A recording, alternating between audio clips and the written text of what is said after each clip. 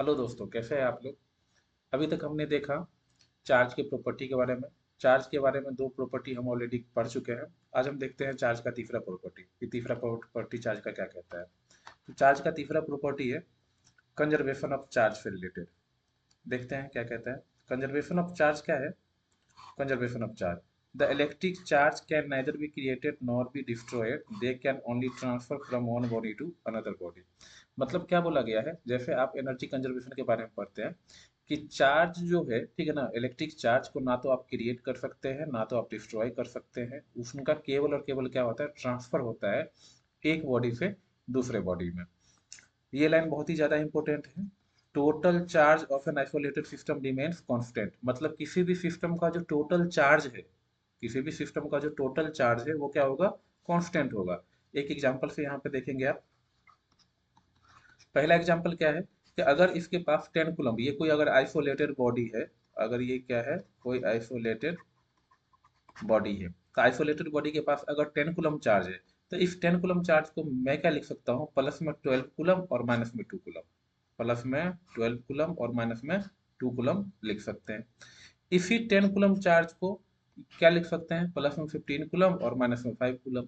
तो plus minus very कर रहा है, लेकिन total charge does not very. Total charge constant है, इसमें भी टोटल चार्ज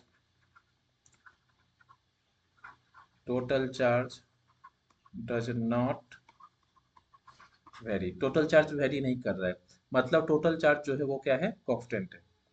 नेक्स्ट चलते हैं। कुछ स्टेटमेंट है इसी से रिलेटेड जो कभी कभी एग्जाम में आए हुए हैं, उस पर बात करते हैं। क्या है, individual charge can destroyed. Individual charge can destroyed. अच्छा, जैसे देखिए मैं आपके सामने एक सिस्टम बनाता हूँ, ठीक है। अब मैंने इस सिस्टम में चार्ज कितना दिया, जैसे पिछले वाले एग्जाम्पल में आप देख सकते हैं, ठीक है। पिछले वाले एग्जाम्पल में कितना दिया हुआ है, तो इसका जो टोटल चार्ज है वो कितना है, प्लस में 10 कूलम। टोटल चार्ज कितना है, प्लस में 10 कूलम। लेकिन क्या इसका इंडिविजुअल चार्ज, टोटल चार्ज कितना, 10 कूलम। लेकिन इंडिविजुअल चार्ज आपस में बढ़ सकते हैं, घट सकते हैं क्या। बिल्कुल, पॉजिटिव चार्ज को हम बढ़ा सकते हैं, नेगेटिव चार्ज को भी हम बढ़ा सकते हैं, लेकिन टोटल चार्ज पे इफेक्ट नहीं पड़ेगा। टोटल चार्ज पे कोई भी इफेक्ट नहीं पड़ना चाहिए, नहीं तो स्टेटमेंट गड़बड़ हो जाएगा। तो individual charge can destroyed, individual charge को क्या डिस्ट्रॉय कर सकते हैं, ठीक है। तो ये हो जाएगा आपका ट्रू, इंडिविजुअल चार्ज को डिस्ट्रॉय किया जा सकता है। Total charge can destroy, total charge को कभी भी डिस्ट्रॉय नहीं किया जा सकता। Total charge remains constant, energy conservation का rule. Individual charge can produce, बिल्कुल सही बात है, इंडिविजुअल चार्ज को आप प्रोड्यूस कर सकते हैं। Total charge must be conserved, बिल्कुल सही बात है, टोटल चार्ज हमेशा क्या होती है, कंजर्व्ड होता है। टोटल पॉजिटिव चार्ज कंजर्व नहीं, टोटल पॉजिटिव चार्ज कंजर्व नहीं होगा, ठीक है। टोटल पॉजिटिव चार्ज ना कंजर्व होगा ना टोटल नेगेटिव चार्ज कंजर्व होगा। अगला क्वेश्चन है, इन आवर एटमॉस्फेयर। ये इनका बहुत पहले जो है ना जेई नीट में पूछा हुआ क्वेश्चन है, लगभग आज से 15-20 साल पहले का है, लेकिन अच्छा कॉन्सेप्ट है इसलिए लेना जरूरी था। तो in our atmosphere total positive charge conserved, क्या आपने एटमॉस्फेयर में टोटल पॉजिटिव चार्ज कंजर्व रहेगा, अभी तो ऊपर स्टेटमेंट देखा है कि नहीं, वो फॉल्स होगा। तो ये क्या हो जाएगा, इसका आंसर फॉल्स हो जाएगा। टोटल पॉजिटिव अगर ना होता ना, तो होता, तो ट्रू होता। लेकिन जैसे ही टोटल पॉजिटिव बोल दिया, टोटल नेगेटिव बोल दिया, तो वो गड़बड़ है, वो नहीं हो सकता। तो इसका आंसर क्या हो जाएगा, इसका आंसर हो जाएगा फॉल्स हो जाएगा। नेक्स्ट चलते हैं। देखिए, कुछ स्टेटमेंट है अपने पास जो बोला गया, ठीक है ना, कि व्हिच चार्ज इज पॉसिबल, कौन सा ऐसा चार्ज है जो पॉसिबल है। तो आपको पता है कि 2 इलेक्ट्रॉन पॉसिबल है, 3 इलेक्ट्रॉन पॉसिबल है, लेकिन 3.5 इलेक्ट्रॉन पॉसिबल नहीं है। ये पॉसिबल है, ये पॉसिबल है, ये पॉसिबल नहीं है। ये प्रॉपर्टी आपको पहले ही पढ़ा दी गई है। तो एक मतलब छोटा सा आइडिया लेना चाह रहे हैं हम, ठीक है ना, कि ये जो प्रॉपर्टी आपको पढ़ाई गई, तो उस प्रॉपर्टी के हिसाब से आप कुछ क्वेश्चंस को डील कर पा रहे हैं कि नहीं कर पा रहे हैं। तो मुझे बताइए कि क्या +5 इलेक्ट्रॉन पॉसिबल है, तो यस, पॉसिबल। -8 इलेक्ट्रॉन पॉसिबल है, बिल्कुल, ये भी पॉसिबल है। प्लस में 7.2 इलेक्ट्रॉन, प्लस में 7.2 इलेक्ट्रॉन, अब ये पॉइंट आ गया तो पॉसिबल नहीं है। Not possible. माइनस में 7/3, 7/3 मतलब क्या, पॉइंट आ जाएगा, नॉट पॉसिबल। प्लस में 51/17, तो 51 को अगर हम 17 से डिवाइड करेंगे तो कितना आ जाएगा, ये आएगा आपका 3 इलेक्ट्रॉन, मतलब ये क्या पॉसिबल है। ठीक है, अब देखिए 6.4 इंटू 10⁻⁻19, 6.4, यहाँ पे n इज इक्वल टू में q अपॉन में ई का फॉर्मूला यूज होगा। वहां तो आपने सीधे सीधे फॉर्मूला देख के लगा दिया, ठीक है ना, कि एन है कि नहीं है, एन पॉसिबल है कि नहीं है, लेकिन यहाँ पे क्यू इक्वल टू में एन ई का फॉर्मूला लगेगा। यहाँ पे हम इस डाटा को अगर डालें रखेंगे तो 6.4 इंटू में 10⁻⁻19 डिवाइड बाई कितना, ई कितना 1.6 इंटू में 10⁻⁻19, -19 कट गया, ये 4 से कट गया तो कितना आ जाएगा n⁻4, मतलब ये पॉसिबल है। 8 इंटू में 10⁻⁻20, 8 है तो ये पॉसिबल होगा। अब बोलिएगा कैसे, ठीक है ना, तो 8 इंटू में 10⁻⁻20 डिवाइड बाई कितना 1.6 इंटू में 10⁻⁻19, ये 19 को ऊपर लेके जाएंगे, ठीक है ना, तो ये कितना आ जाएगा आपका अराउंड, एक सेकेंड इसको सॉल्व करना पड़ेगा। 8 इंटू में 10⁻⁻20 और डिवाइड बाई कितना 1.6 इंटू में 10⁻⁻19, तो 8 डिवाइड बाई 1.6 10⁻⁻20 इंटू में 10⁻⁻19, ये 20 90 कैंसिल हो गया, ठीक है ना, तो ये आ जाएगा आपको 8 अपॉन 1.6 इंटू में 10⁻⁻1, ठीक है।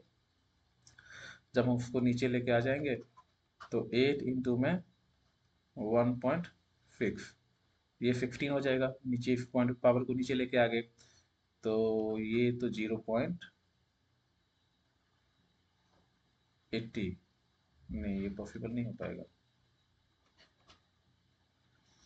ये पॉसिबल नहीं होगा क्योंकि 8/16 है 0.5, ये पॉसिबल नहीं होगा, ठीक है, बिल्कुल पॉसिबल नहीं। अगला देखिए 4.8 इंटू में 10⁻⁻18, चलिए इसको इरेज करते हैं।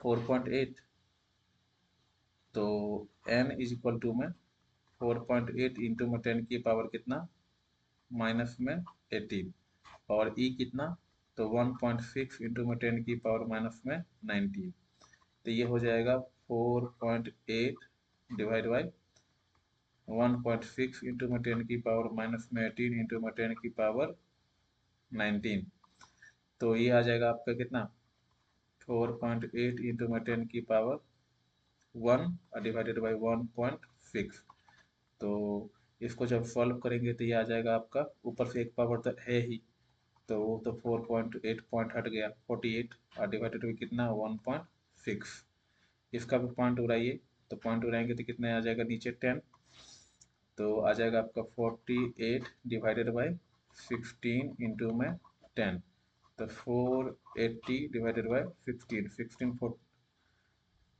16 और 48 का कोई कॉम्बिनेशन है ही नहीं, नहीं है 3 से, तो ये 3 से कैंसिल हो गया और ऊपर 0, तो 30 इलेक्ट्रॉन आ जाएगा, ठीक है, तो ये पॉसिबल है, तो ये पॉसिबल नहीं हुआ, ये पॉसिबल है, ठीक है। चलिए अब अगले प्रॉपर्टी के बारे में बात करते हैं। अगला प्रॉपर्टी क्या है, नेक्स्ट प्रॉपर्टी आपके बारे में बताता है, ठीक है, कि चार्ज पार्टिकल, चार्ज पार्टिकल अगर वेलोसिटी जीरो है, charge particle velocity zero, velocity zero का मतलब क्या हुआ, रेस्ट, तो अगर चार्ज पार्टिकल रेस्ट कंडीशन में है तो वो क्या करेगी, केवल और केवल इलेक्ट्रिक फील्ड बनाएगी।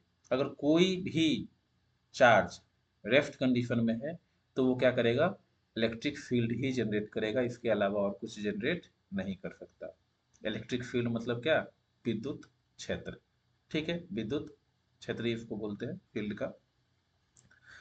v does not equal to zero, मतलब वेलोसिटी जीरो नहीं है लेकिन कांस्टेंट है, वेलोसिटी जीरो नहीं है लेकिन कांस्टेंट है, मतलब क्या हो गया कि वो जीरो तो नहीं है लेकिन किसी खास स्पीड से कंटिन्यूअस मूव कर रहा है, कौन क्या मूव कर रहा है? चार्ज मूव कर रहा है। जैसे कोई एक स्टेशन से लेकर दूसरे स्टेशन के बीच में ट्रेन मूव करती है कांस्टेंट वेलोसिटी के साथ, ऐसे ही जो चार्ज है अगर वो चार्ज मूव कर रही है एक स्टेशन से लेकर दूसरे स्टेशन के बीच में बिल्कुल कांस्टेंट वेलोसिटी के साथ, तो वो क्या बनाएगा आपका? Both E and B. E का मतलब क्या?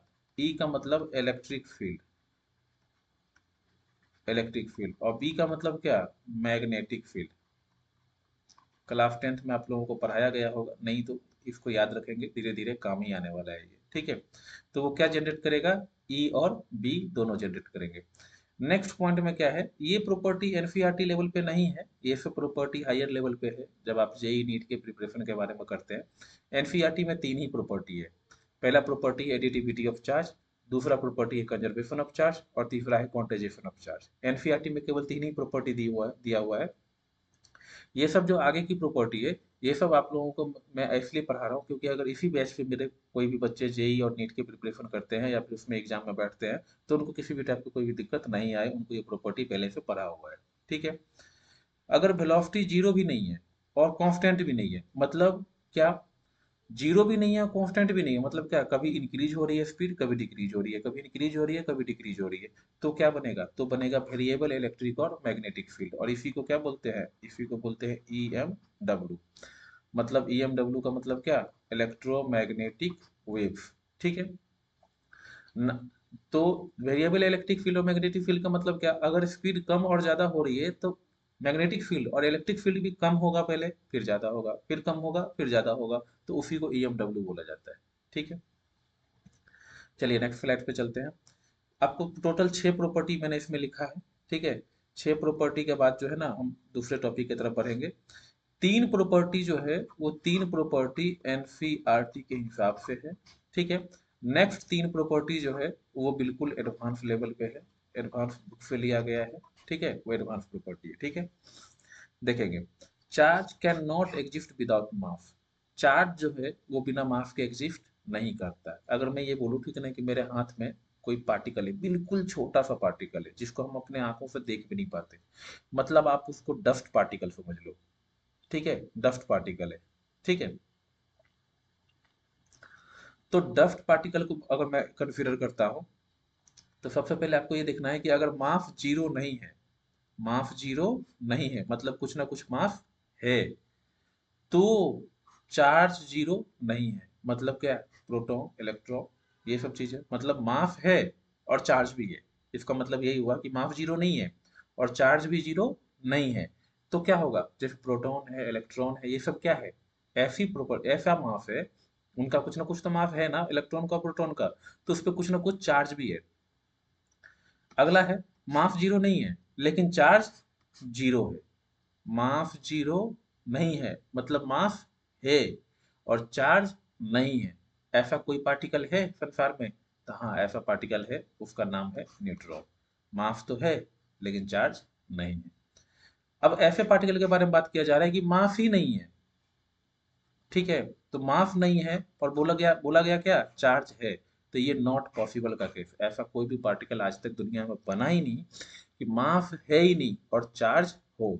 बेसिकली सिंपल भाषा में, देसी भाषा में मैं आपको बताऊं, तो आप एक बात बताओ, ठीक है ना, कि अगर मास होगा ही नहीं तो चार्ज रहेगा कहाँ पे? क्योंकि चार्ज को रहने के लिए तो घर चाहिए ना, और घर है ही नहीं तो मास है ही नहीं तो चार्ज कहाँ पर रहेगा? चार्ज को आप मतलब अगर कोई इंसान माने या फिर कुछ मतलब जीव माने, तो जीव को रहने के लिए कुछ ना कुछ तो चाहिए ना, कम से कम खड़े होने के लिए भी जमीन तो चाहिए ना, लेकिन जमीन ही नहीं है, तो वो कहाँ लाई करेगा? कहीं लाई करेगा क्या? वो बिल्कुल मतलब बिना मतलब की बातें हो गई, ठीक है ना।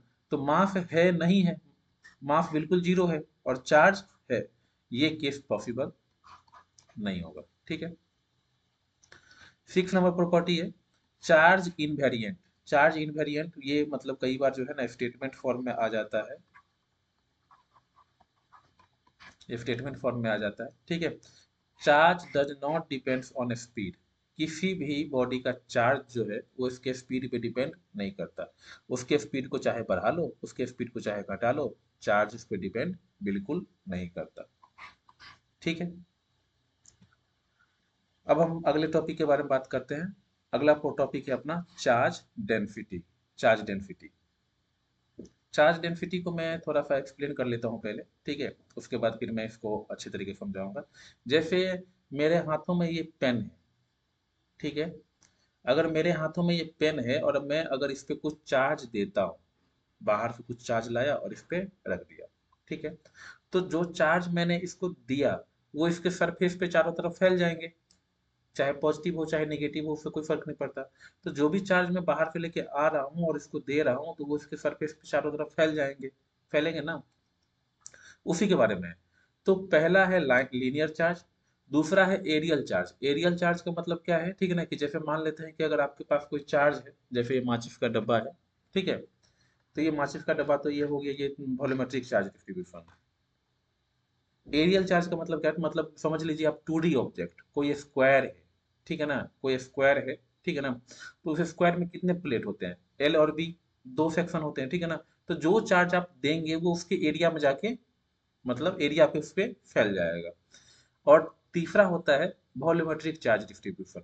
वॉल्यूमेट्रिक चार्ज डिस्ट्रीब्यूशन में क्या होता है कि जो भी चार्ज आप दे रहे हैं, जैसे हमारे हाथों में एक माचिस है, तो इस माचिस में अगर आप चार्ज दे रहे हैं, मान लेते हैं कहीं से भी लाए और 5 इलेक्ट्रॉन इस पे डाल दिए, या फिर मैं कहता हूँ 5 कूलम इस पे डाल दिया, तो 5 कूलम जो इस पे डाला, तो इस पे कहाँ कहाँ जाएगा, ऊपर वाले सरफेस पे, नीचे वाले सरफेस पे, इधर वाले सरफेस पे, इधर वाले सरफेस पे, इधर पे, इधर पे, जो इसका वॉल्यूम है, उन सभी वॉल्यूम पे, उन सभी सरफेस पे वो चार्ज क्या होगा, डिस्ट्रीब्यूट हो जाएगा, बढ़ जाएगा, इक्वली अमाउंट में बढ़ जाएगा। समझ रहे हैं बातों को?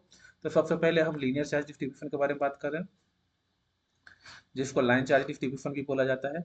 चार्ज डिस्ट्रीब्यूशन अलोंग ए वन डायमेंशनल कर्व, इसको वन डायमेंशनल कर्व भी बोला जाता है। जैसे ये देख रहे हैं कि आपके सामने एक रॉड दिख रहा होगा, ठीक है, ये कोई एक लाइन है, रॉड है, ठीक है ना, इसमें मैंने प्लस चार्ज दिखाया हुआ है, और इससे कुछ दूरी आर पे, ये आर है, इससे कुछ दूरी आर पे क्यू नॉट है, ठीक है ना, तो लेमडा से इसको डिनोट करते हैं, लेमडा से इसको डिनोट किया जाता है। तो लेमडा इज इक्वल टू में कितना, डी क्यू अपन में डी एल, डी क्यू अपन में डी एल, तो जितना भी चार्ज आपने दिया ना वो डी एल लेंथ पे डिस्ट्रीब्यूट हो चुका है, जो भी चार्ज आपने दिया वो डी एल लेंथ पे क्या हो चुका है, डिस्ट्रीब्यूट हो चुका है। एफ आई यूनिट क्या होगा, कूलम्ब पर मीटर, क्यू का मतलब क्या, कूलम्ब चार्ज, और एल का मतलब क्या, मीटर, तो कूलम्ब पर मीटर। और अच्छे से समझते हैं, एक छोटा सा डेरिवेशन ही है, मतलब डेरिवेशन नहीं है, ठीक है ना, ये इसको डेरिवेशन तो नहीं बोलेंगे, लेकिन मतलब ये फॉर्मूला टाइप में ही आ जाता है। तो लेमडा इक्वल टू में कितना, क्यू अपॉन में 2 पाई आर, जो भी चार्ज आपने दिया, जैसे ये क्या है, ठीक है ना, तो ये है आपका सिलेंड्रिकल शेप, ठीक है ना, ये जो पेन है, ये पेन इस पॉइंट पे देखेंगे आपको क्या है, सिलेंड्रिकल शेप है। तो सिलेंड्रिकल शेप के अगर आप कॉर्नर पे देखेंगे तो आपको क्या दिखेगा, सरकमफ्रेंस दिखेगा इसका, तो सरकमफ्रेंस कितना, 2 पाई आर होता है। तो डी क्यू इक्वल टू में कितना, लेमडा डी एल, और उसकी वजह से इस पॉइंट पे फोर्स कितना लगेगा, तो फोर्स लगेगा कि ये मुझे पता है कि ये थोड़ा सा आगे की चीजें मैं पढ़ा रहा हूँ आपको, लेकिन आगे की चीजें इसलिए पढ़ा रहा हूँ क्योंकि उसका यूज मुझे कूलम्ब लॉ में करना है। बाकी टीचर्स सीधे चार्ज के बाद जनरेशन ऑफ चार्ज पढ़ाते हैं, और जनरेशन ऑफ चार्ज के बाद कूलम्ब लॉ पढ़ाते हैं, चार्ज डिस्ट्रीब्यूशन बहुत लास्ट में पढ़ाते हैं, बिल्कुल बीच में पढ़ाते हैं। लेकिन मुझे कूलम्ब लॉ में बहुत सारे क्वेश्चंस करवाने हैं, यहाँ तक कि मेथड ऑफ चार्जिंग प्रोड्यूसिंग में भी, कंडक्शन इंडक्शन में भी मुझे इसका यूज करना है, इसलिए मैं इसको पहले पढ़ा रहा हूँ, ठीक है। तो एफ वेक्टर मतलब एफ का मतलब क्या, फोर्स कितना लग रहा है, तो अभी तो आपको फोर्स के बारे में नहीं पता कि दो चार्ज के बीच में कितना फोर्स लग रहा है, तो बेसिकली इसको मैं समझा देता हूँ, बाद में भी आप इसको देख सकते हैं, ठीक है। तो क्यू नॉट अपॉन में 4 pi naught integration lambda L, यहाँ पे एल है, lambda upon R square D L के vector, D L R vector, और इसकी वजह से इलेक्ट्रिक फील्ड, ये भी एक नई चीज होगी, ये तो बहुत आगे की चीजें मैं बता रहा हूँ, लेकिन आप समझिए, बताना मेरी मजबूरी है, ठीक है ना, क्योंकि अभी मैं ये नहीं बताऊंगा तो कूलम्ब लॉ पे, ठीक है ना, कंडक्शन इंडक्शन पे मैं अच्छे क्वेश्चन आपसे डील नहीं कर पाऊंगा, ठीक है, वो समझा नहीं पाऊंगा अच्छे तरीके से, ठीक है। तो बस आप ये समझ लीजिए कि ये फॉर्मूला है, ये कुछ इलेक्ट्रिक फील्ड जैसा कुछ नाम का कुछ होता है, और फोर्स नाम का भी कुछ होता है, ठीक है। बाकी जब ये आप इलेक्ट्रिक फील्ड पढ़ लेंगे, फोर्स पढ़ लेंगे दो पार्टिकल के बीच में, तो आपको ऑटोमेटिकली क्लियर हो जाएगा सब कुछ, ठीक है। तो क्या हो जाएगा, एफ वेक्टर अपॉन में क्यू नॉट, तो 1/4 पे epsilon naught integration L lambda upon R square D L vector D L into में आर वेक्टर। तो ये क्लियर हो गया होगा, ठीक है। बेसिकली आपको इसमें जो याद रखना है वो ये याद रखना है, फॉर्मूला और इसका एसआई यूनिट, ठीक है, बाकी कुछ दिमाग में रखना है नहीं। अगर ये उतना समझ में नहीं भी आए तो उतना ज़्यादा टेंशन लेने की जरूरत नहीं है, क्योंकि ये जब हम आगे पढ़ाएंगे तो इसको आगे एक बार और डील करना है, समझ रहे हैं ना। तो आपको बस ये पढ़ाने के लिए मैं यहाँ पे आया, ये पढ़ाना बहुत जरूरी था। अगर मैं ये नहीं पढ़ाता ना तो आगे के क्वेश्चन करने में दिक्कत होंगे। एसआई यूनिट के बारे में आपको पता ही होगा कि एसआई यूनिट क्या होता है, ठीक है। अगला है surface charge distribution. Surface charge distribution का मतलब क्या है, जैसे मतलब मान लेते हैं कि ये एक 2D सरफेस है जिसका लेंथ है और ये ब्रेथ है, ठीक है। तो surface charge density at any point on the surface at the charge per unit area at that point, ठीक है। तो surface charge density at any point on the surface at the charge per unit area at that point. तो surface charge distribution को ना sigma से denote किया जाता है, जैसे लीनियर चार्ज डिस्ट्रीब्यूशन को लैम्डा से डिनोट किया जाता था, ठीक है। लीनियर चार्ज डिस्ट्रीब्यूशन को किससे डिनोट किया जाता था, लैम्डा से। ऐसे ही सरफेस चार्ज डिस्ट्रीब्यूशन को किससे डिनोट किया गया, सिग्मा से। और वॉल्यूमेट्रिक चार्ज डिस्ट्रीब्यूशन को किससे डिनोट किया गया, रो से। ये आगे हम देखेंगे। तो सिग्मा इक्वल टू में कितना, डी क्यू अपॉन में डी एफ। डी क्यू का मतलब क्या, चार्ज, आई एफ का मतलब क्या, एरिया। तो यूनिट कितना हो जाएगा, coulomb per metre square. Sigma equal to में कितना, क्यू अपॉन में 4 pi R square. 4 pi R square इसलिए लिया गया, मान लेते हैं अगर यहाँ पे कोई स्फेयर होता, ठीक है। तो स्फेयर पे जो चार्ज आप कहीं से बाहर से लाकर दे रहे हैं तो उसका एरिया कितना, 4 पाई आर स्क्वायर। एफ का मतलब area. D Q equal to में कितना, सिग्मा डी एफ। और वही चीजें फोर्स है और इलेक्ट्रिक फील्ड है, तो इसको हम बाद में डिस्कस करेंगे, अभी मैं डिस्कस कर ही नहीं रहा। बेसिकली आपको दो चीजें याद रखना है कि सिग्मा इक्वल टू में डी के ऊपर में डी एफ और यूनिट कितना होगा, कूलम ऊपर मीटर स्क्वायर। क्योंकि यहाँ पे एरिया है तो ये जो मीटर पहले वाले में मीटर था, यहाँ पे मीटर स्क्वायर हो गया। Volume charge distribution. Volume charge distribution क्या होता है, वॉल्यूम चार्ज डिस्ट्रीब्यूशन को डिनोट किससे किया जाता है, रो से डिनोट किया जाता है। Volume charge distribution at any point in this volume is the charge content per unit volume at that point. तो जैसे मान लेते हैं कि ये हमारे पास क्या है, एक स्फेयर ही मानते हैं, ठीक है। एक स्फेयर ही मानते हैं, एक स्फेयर है, ठीक है ना। और इस पे मैंने क्या किया, कोई चार्ज क्यू लेके दिया। तो रो इक्वल टू में कितना हो जाएगा, डी क्यू अपॉन में डी वी, ठीक है ना।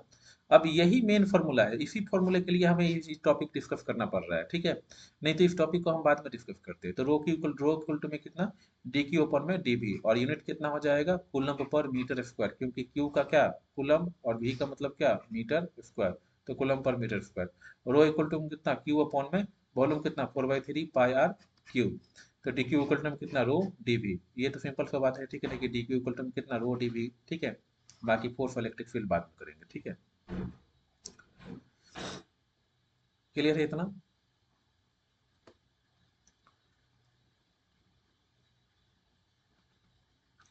चलिए, तो फिर मिलते हैं अगले क्लास में, लेक्चर नंबर 3 में। लेक्चर नंबर 2 ज़्यादा लेंदी नहीं कर रहे हैं, क्योंकि 25-30 मिनट से ज़्यादा मुझे लग रहा है कि शायद बच्चे अभी के टाइम में पढ़ नहीं पाते, ठीक है।